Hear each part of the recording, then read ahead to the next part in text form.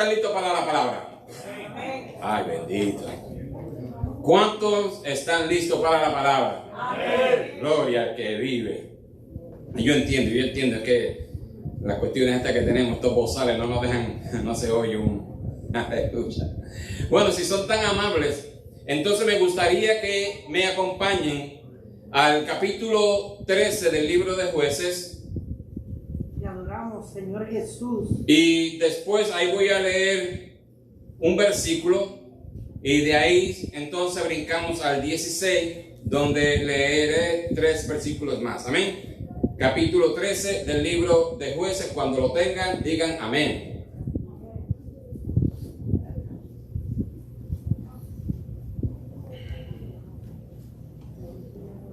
Gloria al que vive. Estoy viendo muchas páginas moviéndose. Yo le diría que está en mi Biblia en el 276. Lo que pasa es que si lo digo, muchas personas van a empezar a buscarlo. ¿Qué capítulo? Capítulo 13 del libro de Jueces. Amén. Puesto de pies para honrar la palabra. Gloria al que vive. Comenzamos con el versículo 3 y de ahí brincamos al capítulo 16. El versículo 3 del capítulo 13 de Jueces dice: a esta mujer apareció el ángel de Jehová y le dijo: he aquí que tú eres estéril y nunca has tenido hijos, pero concebirás y darás a luz a un hijo. Y darás a luz a un hijo. Ay, Kamashadarabaquima. ¿Cuántas personas están al alcance de mi voz que están estériles de un milagro? ¿Cuántas personas que están estériles de ver la mano de Dios en su vida? ¿Cuántas personas que estarán diciendo: Señor, no puedo, estoy estéril porque no he visto? Aquí el Señor de lo imposible. Ay, aquí me siento la presencia de Dios. Aquí el Señor dice sí que viene milagro, que tú vas a empezar a concebir milagros en lugares de sequedad, dice el Señor. Ay, aquí más sonda, que vas a empezar a concebir milagros en lugares de sequedad, dice el Señor. Ay, capítulo 16, versículo 28. Y de ahí damos lectura hasta el 30. Entonces clamó Sansón a Jehová y dijo: Señor Jehová, acuérdate ahora de mí y fortaléceme. Te ruego solamente esta vez, oh Dios, para que de una vez tome venganza de los filisteos por mis 2 ojos. Asió luego Sansón las 2 columnas de en medio sobre las que descansaban la casa y echó todo su peso sobre ellas, su mano derecha sobre una y su mano izquierda sobre la otra. Y dijo Sansón: muera yo con los filisteos. Entonces se inclinó con toda su fuerza y cayó la casa sobre los principales y sobre todo el pueblo que estaba en ella. Y los que mató al morir fueron muchos más que los que había matado durante su vida. Bendito Dios. Padre, te damos gracias. Te pedimos en estos momentos que tú abras nuestros corazones, que tú abras nuestro entendimiento y nuestro espíritu para que podamos recibir la palabra que tú tienes para nosotros en esta tarde. Te pido, Señor, que como instrumento tuyo pases carbón encendido por mis labios y que toda palabra que salga de mi boca sea palabra tuya, una palabra de exhortación y una palabra de reto, en el nombre de Jesús. Amén. Amén. Pueden tomar asiento.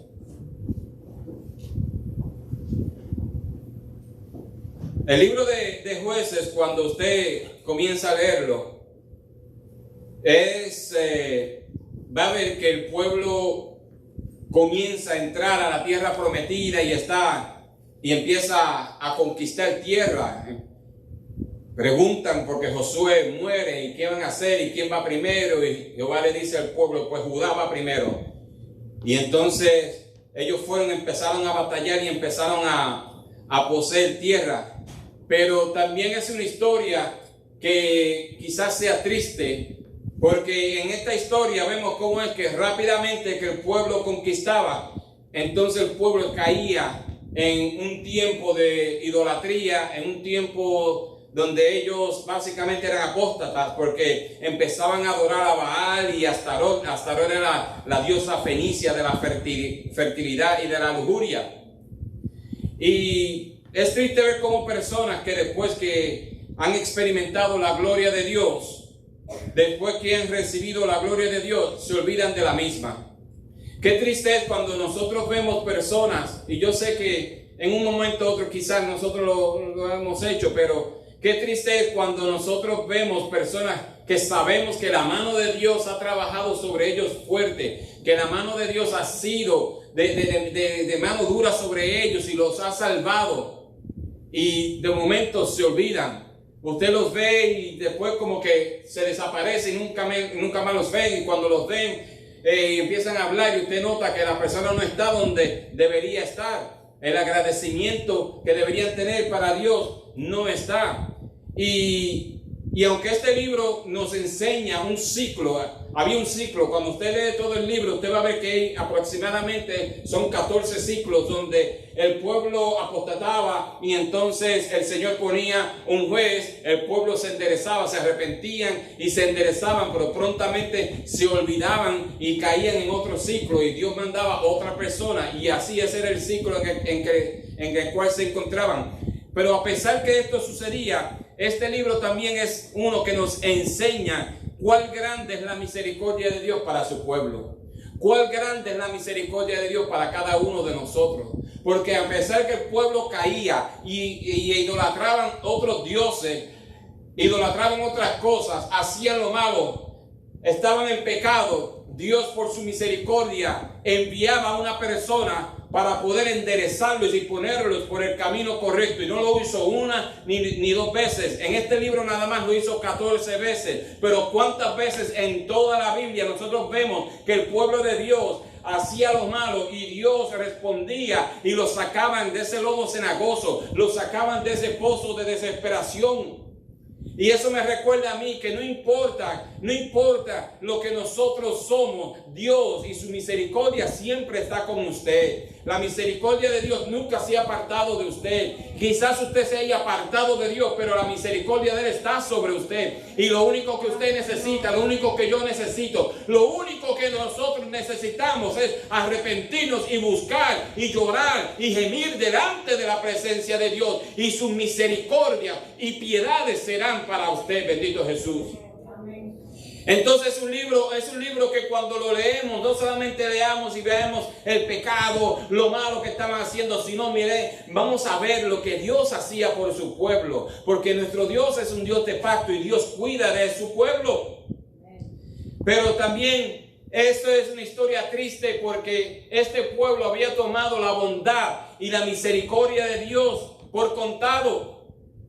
Cuando una persona toma la misericordia y la bondad de Dios por contado, mire, entonces no le da las gracias que debe, porque ya, en otras palabras, eso me lo debe Dios a mí y más. Cuando nosotros nos atrevemos a tomarlo por contado sin saber que cada día las misericordias de Dios son renovadas para nosotros, es un milagro el hecho que las misericordias de Dios son renovadas todos los días en nuestras vidas, pero nosotros es como que algo común y corriente. Estamos hablando del perdón del cielo, estamos hablando de la piedad del cielo, estamos hablando de la bondad del cielo, pero nosotros lo tomamos como algo casual, y llegamos al punto que cuando Dios hace algo en nuestra vida, nosotros ni lo agradecemos, porque nos creemos que eso y más nos debe Dios.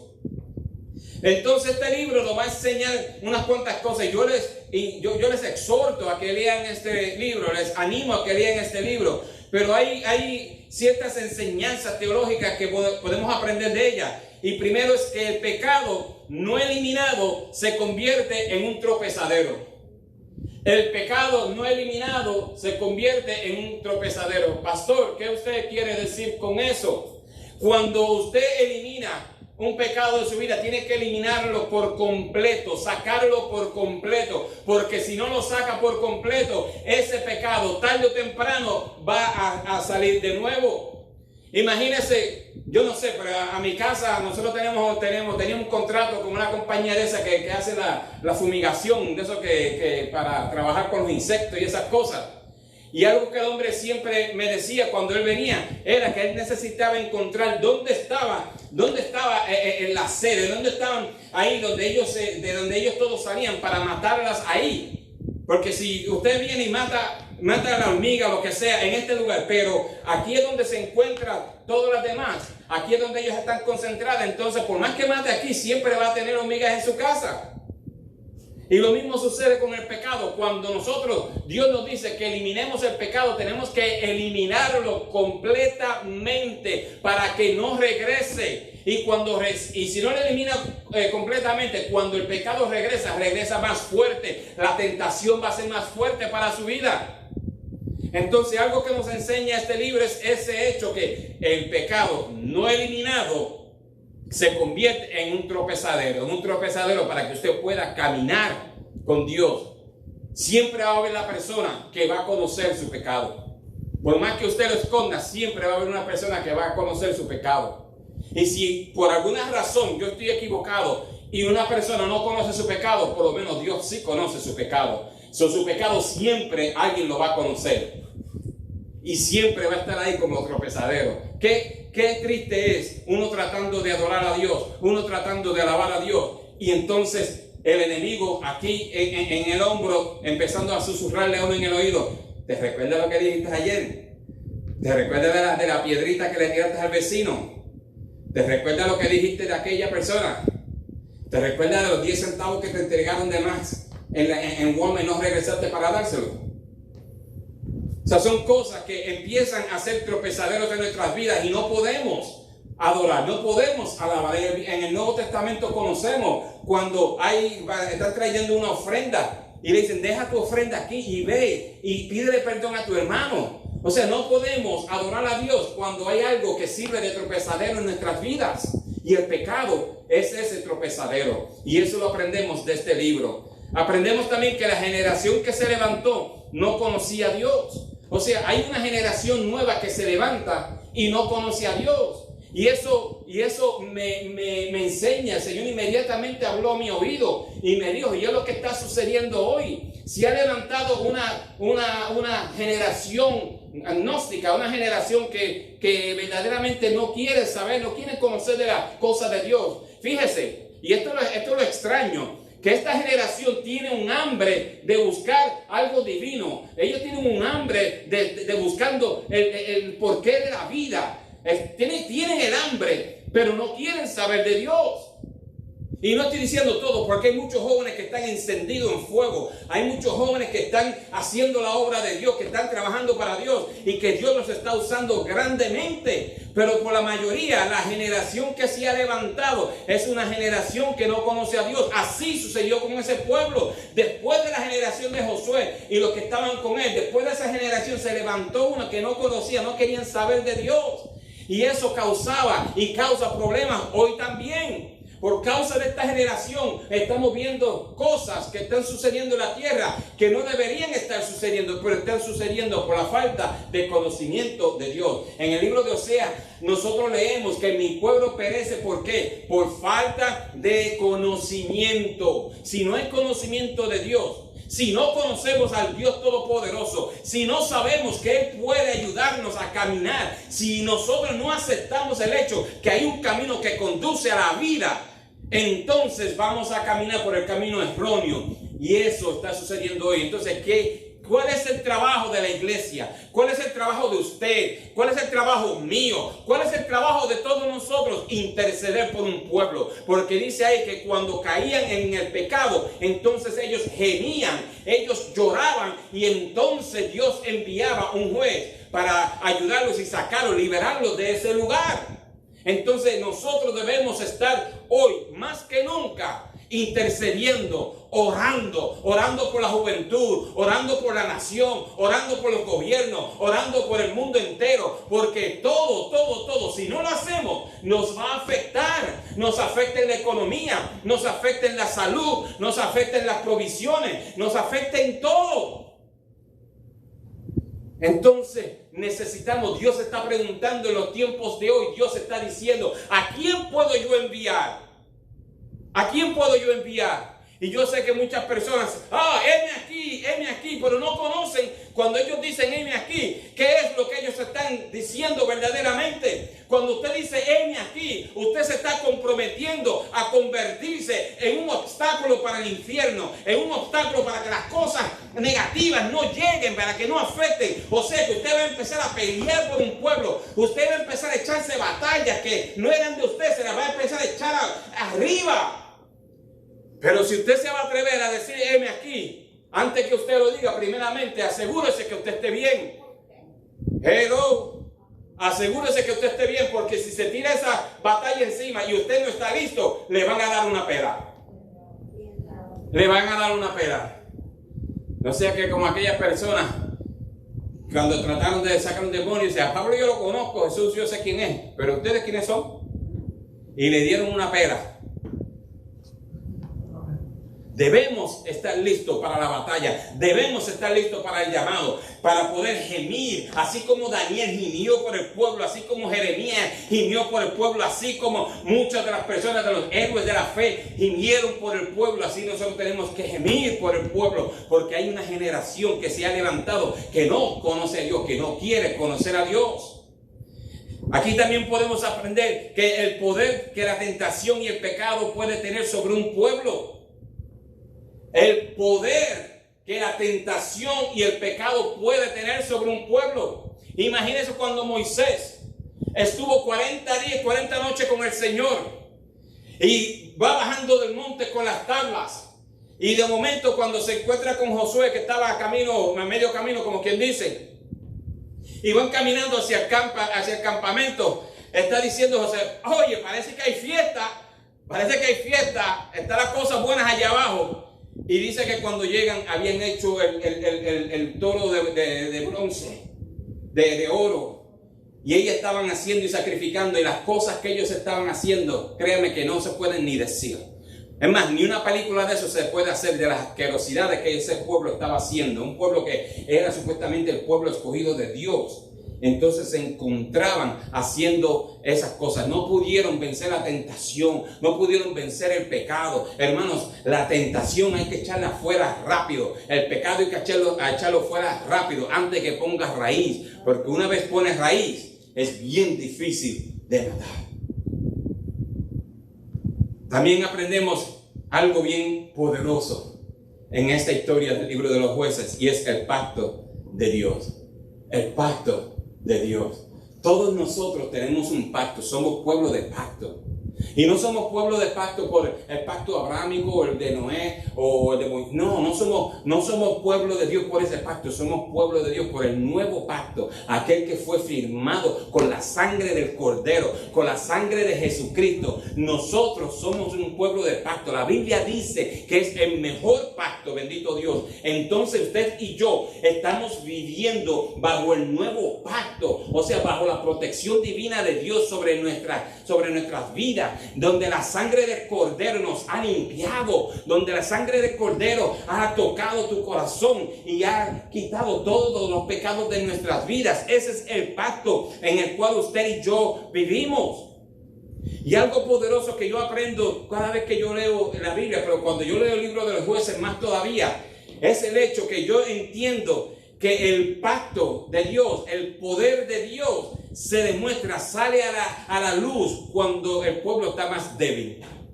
Cuando el pueblo se encuentra en debilidad, es cuando el poder, y usted ve el poder y el pacto de Dios haciéndose más fuerte en sus vidas. Y por eso yo quiero hoy a decir, el Señor me decía que exhortar al pueblo a que hoy entiendan el hecho que en sus debilidades el poder de Dios se está perfeccionando. En sus debilidades el poder de Dios se está haciendo más grande. Gracias, Señor. El Señor me llevó a 2 de Corintios capítulo 12 versículo 9. Ustedes lo conocen, pero dice: bástate mi gracia, porque mi poder se perfecciona ¿en qué? En la debilidad. En la debilidad. Si usted está débil hoy, haga lo que dice la Biblia. Diga: el débil fuerte soy. ¿Por qué? Porque no es por mi fuerza, no es por la fuerza de mi vecino, no es por la fuerza de mi empleador, es por la fuerza del Espíritu de Dios que está operando en mi vida. Ajá, ¿cómo? Por eso es que cuando yo me encuentro más débil es cuando más gracia le doy a Dios. Porque yo entiendo que Dios, el poder de Dios va a ser manifestado de una manera muchísimo más grande de lo que yo puedo entender y comprender. Y eso es lo importante, tener la fe necesaria para abrazar ese poder de Dios, dejar que el poder de Dios sea en nuestras vidas, que se haga una realidad en nuestras vidas. Así que si usted está pasando por una debilidad, mire, no es tiempo de llorar, no es tiempo de, mire, usted debe gracias a Dios, porque es ahí donde Dios se está perfeccionando en usted. Aleluya. Ese mismo versículo ahí de 12:9 dice: por tanto, de buena gana me gloriaré más bien en mis debilidades, para que repose sobre mí el poder de Cristo. Me gloriaré en mis debilidades. Me gloriaré en mis debilidades, porque es ahí donde va a reposar el poder de Cristo en mi vida. Segunda de Corintios, capítulo 12, versículo 9. Y cuando nosotros vemos todo este libro, y hay muchas cosas más que el libro de los jueces nos puede enseñar, pero dentro de todo esto hay un personaje. Uno de los jueces se llama Sansón. Y cuando yo digo Sansón, yo creo que ustedes rápidamente asocian a Sansón ¿con qué? Con la fuerza. Muchos dicen cuando eran chiquitos, yo decía cuando yo era chiquito, Padre Santo, yo era flaco. No me ponía ni una pesa para pesarme, porque la pesa no salía de cero, de tan flaco que era. Ay, pastor, usted que bien exagerado. Pero yo era flaco, porque yo cuando venía la gente, yo siempre decía, yo tengo las fuerzas como Sansón. A todo el mundo, yo no sabía, pero yo sabía que a Sansón yo lo había oído hablar por muchos lugares. Pero ¿qué nosotros podemos ver de la vida de Sansón? Algo poderoso que yo veo ahí es que él era como David. Él era una persona común y corriente que cometió pecados. Una persona que tuvo altas y bajas. Una persona que en unos tiempos estaba viviendo con una fe poderosa, pero en otros tiempos estaba viviendo en situaciones donde no debería haberse metido. Y eso a mí me da gracia, porque me enseña el hecho que cuando Dios lo escoge, en el capítulo 13 leímos cómo fue que el nacimiento de él, su mamá era estéril. Y si usted lee el capítulo, usted va a ver que cuando ella va y le cuenta a su papá, a Manoah, y le cuenta, y él dice, pero ¿quién te dijo eso? No, el ángel de Jehová me dijo eso. Y por cierto, el ángel de Jehová era Cristo. Okay. Cristo había venido, Jesús había venido para hablarle a ellos y decirle que iba a tener un hijo. Y entonces él dice, pero bueno, no, pero vete y dile que yo quiero que vuelva nuevamente, porque yo quiero. Y se oró y viró el ángel de nuevo, y él no estaba con ella, y ella va y lo busca, y van entonces los dos, y sí, le dijo, sí, eso fue lo que yo le dije a ella.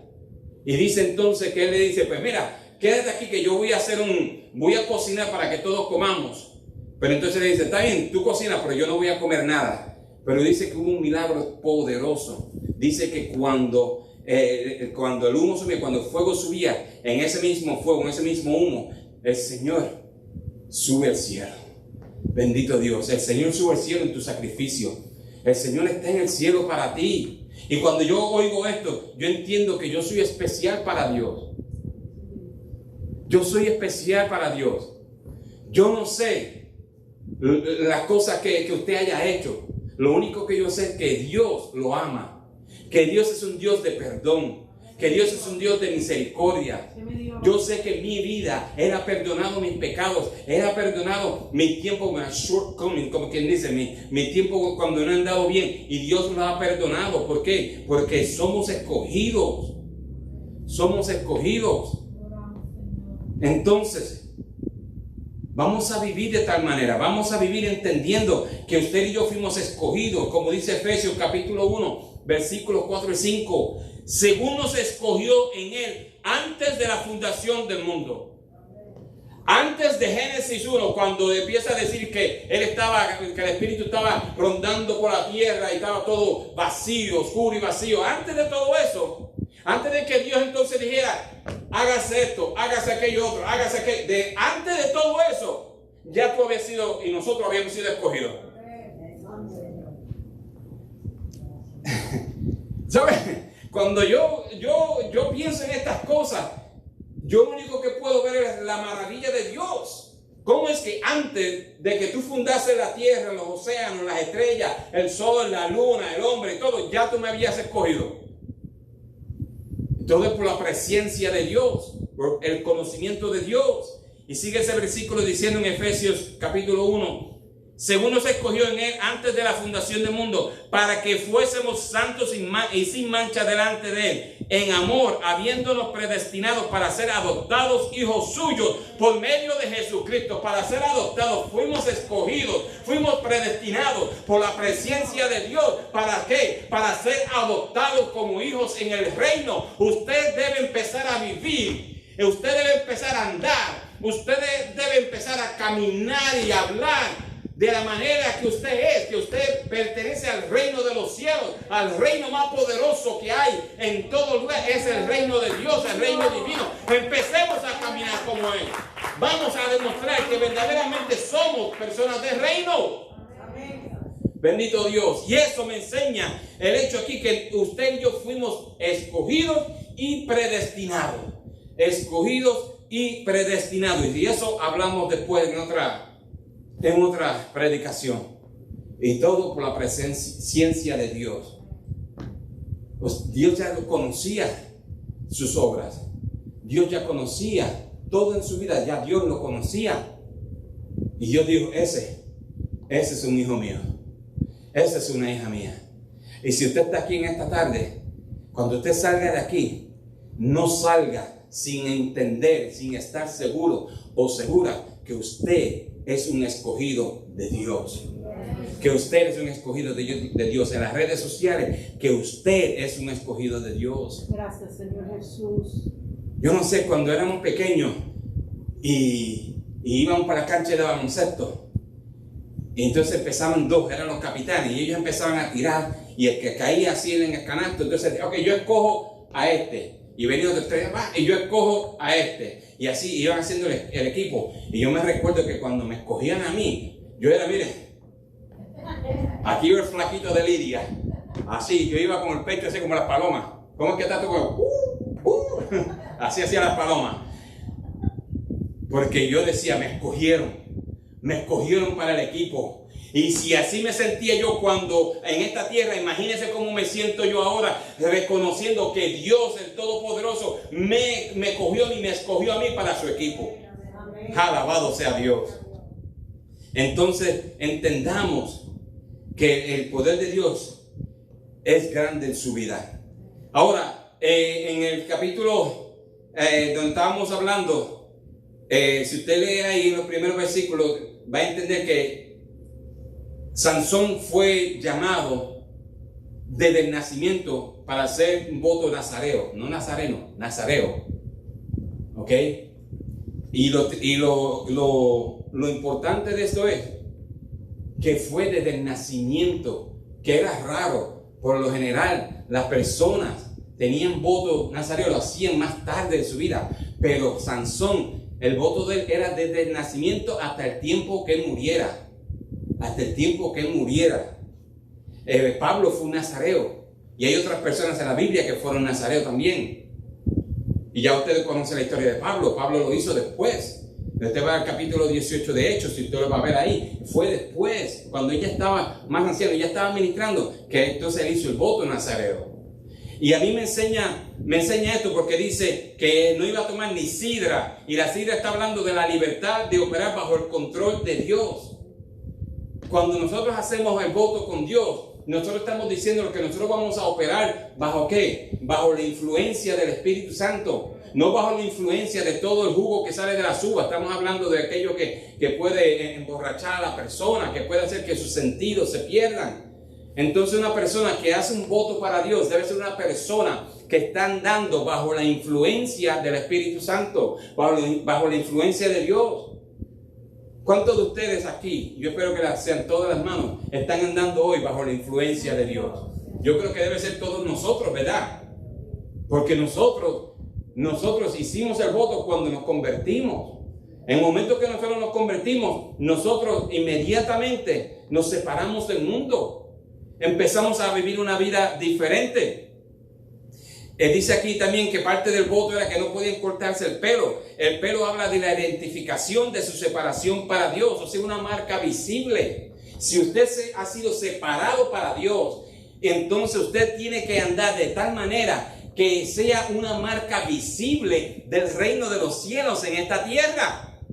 Debe ser una marca visible, que la gente lo vea y diga, ese es un hombre de Dios, esa es una mujer de Dios. Mira así como habla, mira así como camina y todo. Que las personas que estén al lado de ella, ¿y cómo tú sabes que es un hombre de Dios, una mujer de Dios? Míralo cómo habla, míralo cómo se comporta, mira lo que hace.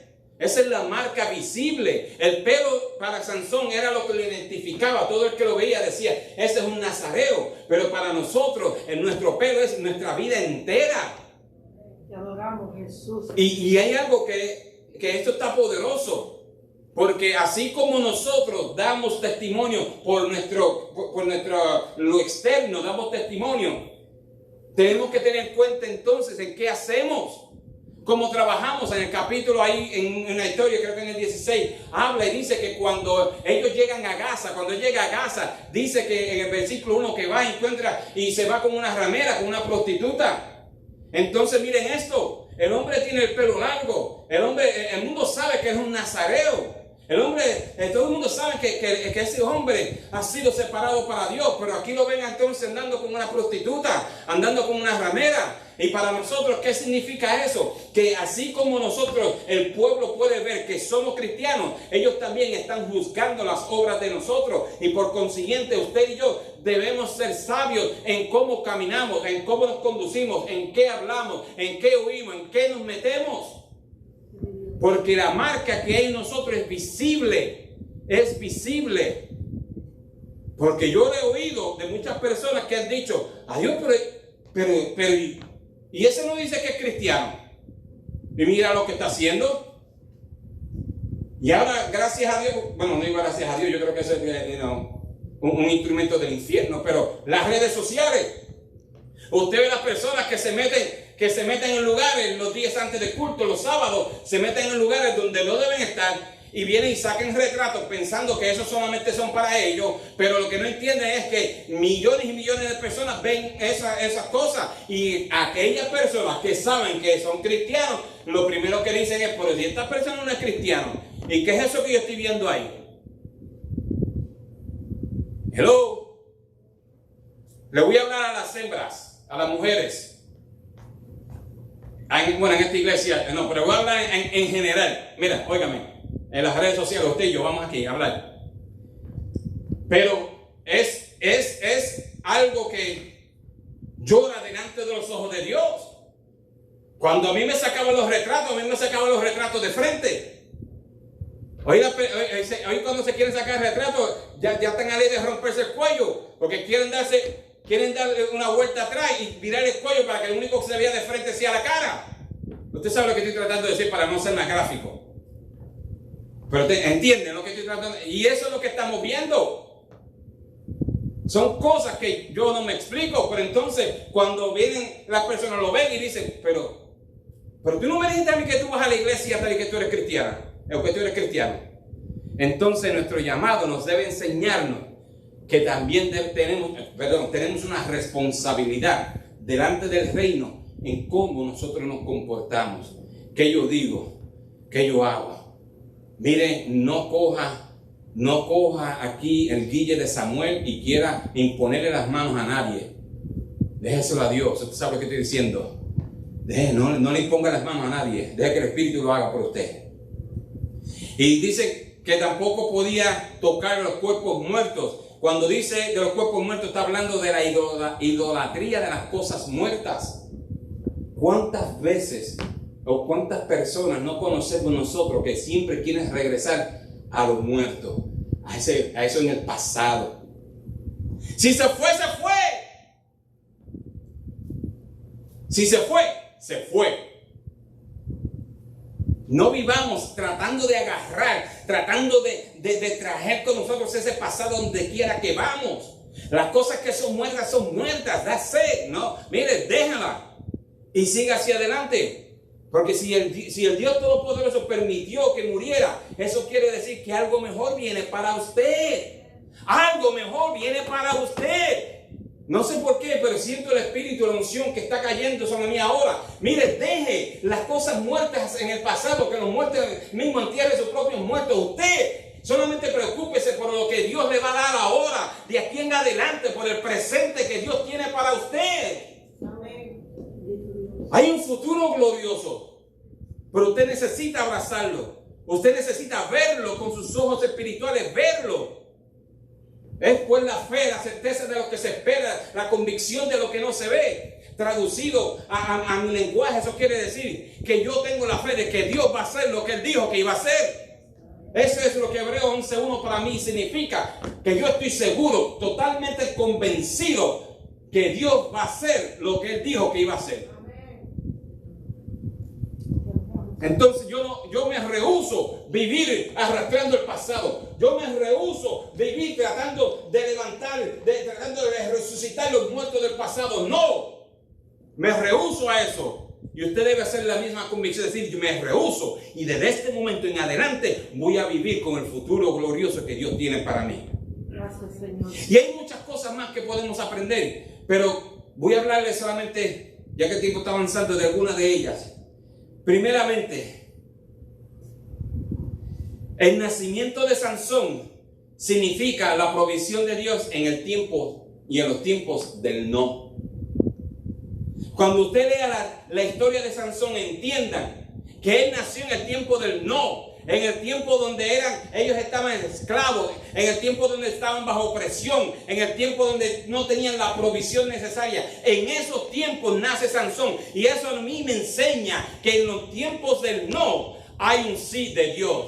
En los tiempos del no del mundo hay un sí de Dios. En los tiempos donde a usted le dicen no, Jehová dice sí. Aquí te dicen no, pero Dios te está diciendo sí. Y vivamos de esa manera. Cuando lea la historia de Sansón, entiendan que en el tiempo del no del mundo es el tiempo del sí de Dios. Es el tiempo del sí de Dios.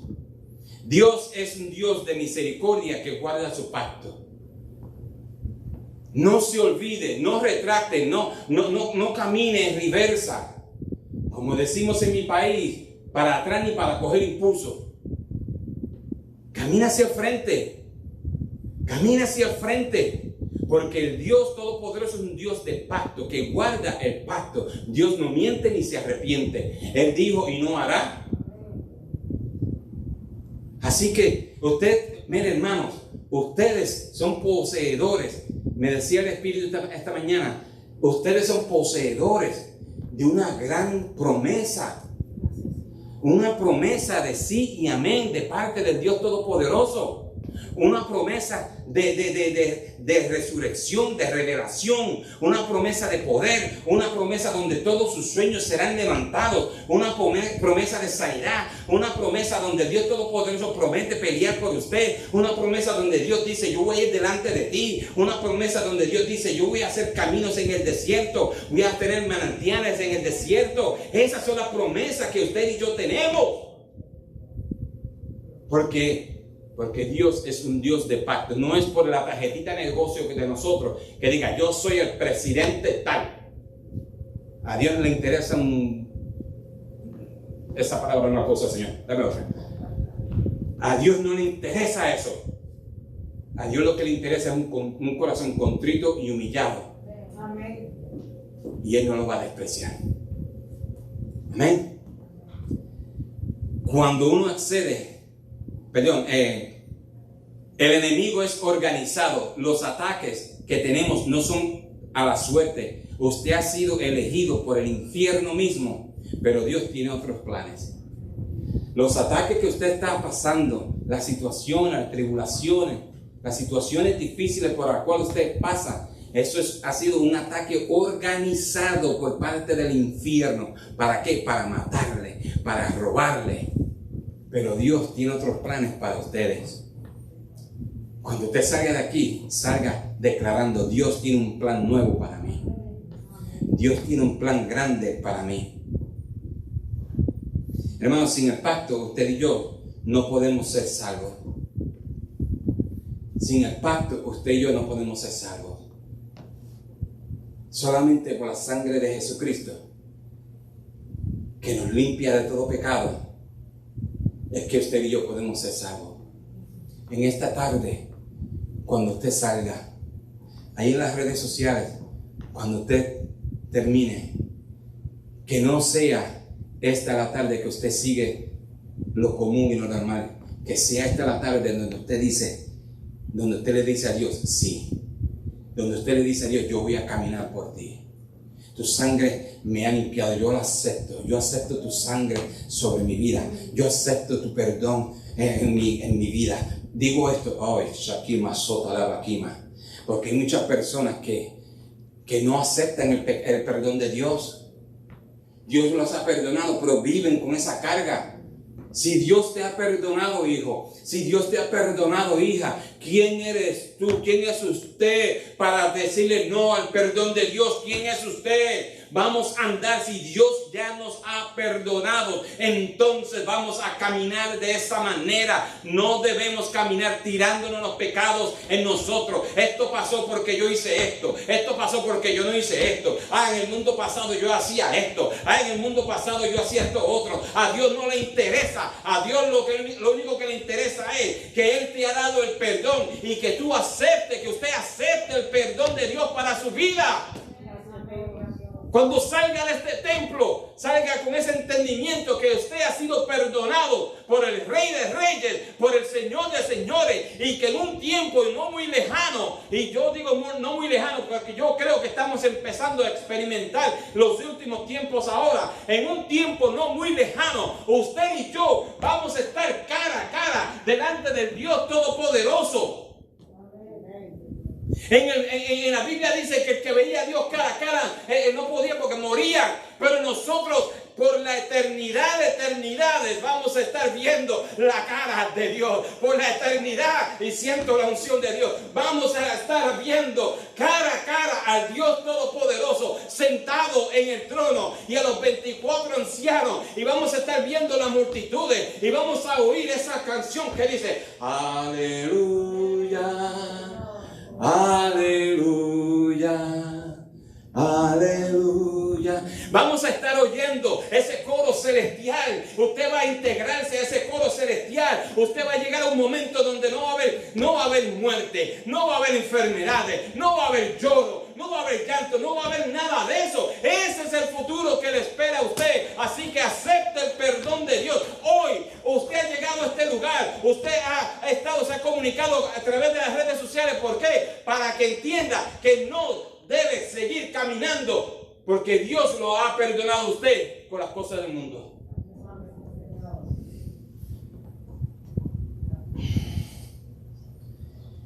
Vamos a entrar a la aplicación para terminar. ¿Qué podemos nosotros aprender del libro de Jueces, de lo que sucedió con Sansón? Primero, debemos romper el ciclo del pecado.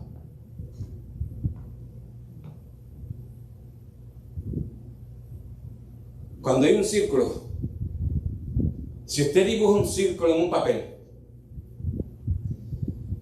¿va a poder usted determinar, si se lo da a cualquier persona, dónde es el principio y dónde es el fin? No. El círculo nunca tiene fin. Y si usted está en un círculo de pecado, no va a tener fin hasta que usted decida romper ese círculo. Y de la única manera que usted y yo podemos romper ese ciclo vicioso, ese círculo, es mediante el perdón de Dios en nuestras vidas. Nos arrepentimos delante de Dios, confesamos nuestros pecados y ese círculo se rompe. El círculo se rompe. Segundo, debemos entender que el pecado entra suave en nuestras vidas. Muchas veces entra por aquello que nos gusta. Dalila, imagínense, Sansón tenía una debilidad muy grande y eran las mujeres. Sansón era, bueno, no digo esa palabra, pero él tenía esa debilidad, las mujeres. Y dice que Dalila, la cual era una mujer supuestamente hermosa, poco a poco empezó a hablarle Y le digo, y Sansón le dijo 3 veces, le engañó y todo, pero finalmente ella fue con ese llanto, ella fue con esa lágrima de cocodrilo a decirle a él: tú no me quieres, tú dices que tú me amas, pero tú no me amas. Y le saca entonces a Sansón la verdad: si me cortan el pelo, entonces yo pierdo la fuerza. Y así es el pecado. El pecado nunca usted va a ver que entra a su vida así de cantazo. El pecado entra a su casa de forma suave, de forma sutil. Y nosotros ni siquiera cuenta nos damos de eso. Y muchas veces va a entrar por las cosas que nos gustan. Y empezamos a acceder. Un ejemplo es, por ejemplo, cuando hay amistades. ¿Para dónde van? Oh, voy para el club, papá. El sábado por la noche voy para el club y todo. Y él por adentro: ay, yo no quiero, pero es que tampoco. Y ellos: ven con nosotros. Y es que si le digo que no, entonces ellos se van a sentir mal conmigo y quizás dejan de ser mis amigos y todo. Y cuando vienen a ver, termina también en el club con ellos. Es algo suave que entra a su vida. Por eso que tenemos que tener el radar del Espíritu Santo mirando para poder ver el pecado venir. Si no tenemos el radar prendido, triste es. Por último, nuestro gemido de arrepentimiento moverá a Dios y su misericordia. No puede haber un avivamiento si no hay un arrepentimiento. El gemido de usted, el llanto de usted, el arrepentimiento genuino de usted es lo que mueve la mano de Dios, es lo que mueve la misericordia de Dios. Usted puede llorar todas las lágrimas de cocodrilo que usted quiera llorar, pero eso no va a mover a Dios. Usted puede tratar de torcerle la mano a Dios, pero eso no va a torcer la mano de Dios, no lo va a mover. A Él lo que lo mueve es un corazón contrito y humillado, un corazón que se arrepiente, un corazón que ora, un corazón que lo busque, un corazón que esté dispuesto a dar vuelta atrás, dar un giro de 180 grados. Yo no sé por qué todo el mundo dice 360, pero 360 lo pone en el mismo camino de donde salió, ¿verdad? 380 lo pone para el camino opuesto, por si acaso. Ok, pues 100, la hermana se ríe, pero verdaderamente hacer un giro de 180 grados y entonces caminar por el camino correcto. Eso es lo que verdaderamente mueve la mano de Dios. Usted se puede levantar a las 3 de la mañana, a 4 de la mañana, a 10 de la mañana, a 1 de la mañana, todo lo que usted quiera, pero si usted no está bien con Dios, no te vistas que no va. Usted puede ayunar 6 veces a la semana, pero si no está bien, no te vistas que no va. Un corazón contrito y humillado no despreciarás tú, dice la palabra. Así que el llamado para esta tarde es un llamado, primero, a que reconozca la misericordia de Dios y el perdón de Dios en su vida. Empieza por ahí. Reconozcamos que somos personas que hemos sido perdonadas. Segundo, reconozcamos que necesitamos vivir una vida de arrepentimiento, de convicción, para que de esa manera Dios pueda trabajar con nosotros. Cuando nosotros reconocemos y declaramos y confesamos delante de Dios nuestro pecado, Dios es fiel y verdadero para perdonarnos. Y Él permite que nosotros podamos confesarlo para que de esa manera Él pueda trabajar con ellos. Cuando usted confiesa, usted lo que está haciendo es: aquí tienes, Dios. Ahí está. No, esto no. Esta es la palabra de Dios, perdóneme. Ahí tienes, Dios. Ahí tienes mi pecado. Ahí tienes mi mentira. Ahí tienes mi bochinche. Ahí tienes el odio que tengo por el vecino. Ahí tienes el rencor por la vecina. Ahí tienes el rencor por lo que me hicieron en el pasado mis familiares. Ahí tienes aquello que me molesta. Ahí tienes, Señor, el adulterio. Ahí tienes, Señor, la fornicación. Ahí tienes, Señor, la pornografía. Ahí tienes, Señor. Cuando usted hace eso, entonces Dios lo perdona. Y usted empieza a caminar, como quien dice, borrón nuevo y cuenta nueva. Dios no se olvida, dice que la palabra que cuando usted está en Cristo, nueva criatura es. He aquí, todos los pecados, ¿qué? Todo es hecho nuevo. Y los pecados de Dios, los pecados del hombre, ya Dios no se acuerda de ellos. Cuando salgamos de esta puerta, salgamos convencidos de esa manera. Den un aplauso a Dios. Bendito Jesús. Padre, te damos gracias porque hemos recibido tu palabra, hemos oído tu llamado, y así como te pedimos en el principio que fuese una palabra de exhortación y reto, nos has exhortado y has demandado un reto de parte de nosotros. Te pido, mi Dios, que nosotros pues aceptemos este reto de vivir como tú quieres que vivamos, de llegar con un corazón contrito y humillado delante de tu presencia. Un reto de no vivir más tratando de levantar a los muertos que causaron tanto dolor en nuestro pasado. Un reto de decirle no al pecado y sí a la vida eterna. Padre, te pido que tú toques todo corazón aquí presente y en las redes sociales. Yo levanto mis manos, Señor, y te pido, yo no decreto ni reclamo, Señor, porque eso no es bíblico. Yo ni decreto ni reclamo. Yo solamente te pido, mi Dios, por tu misericordia. Te pido por tu misericordia que sea sobre cada hogar, cada espíritu, que sea sobre aquellas personas que no llegaron hoy, que sea sobre nuestros familiares que todavía no te conocen, que sea sobre cada uno de ellos, Señor. Que ellos sean redarguidos de tal manera, ahí donde están ahora, quizás en la playa, quizás en sus hogares, quizás arreglando un automóvil, quién sabe. Tampoco podemos decir que están en el pecado, pero que están haciendo cosas que están tomando el tiempo tuyo. Hasta ahí llega tú, Señor, donde ellos, y tócalos. Guárdalos, cuídalos. En el nombre de Jesús, amén.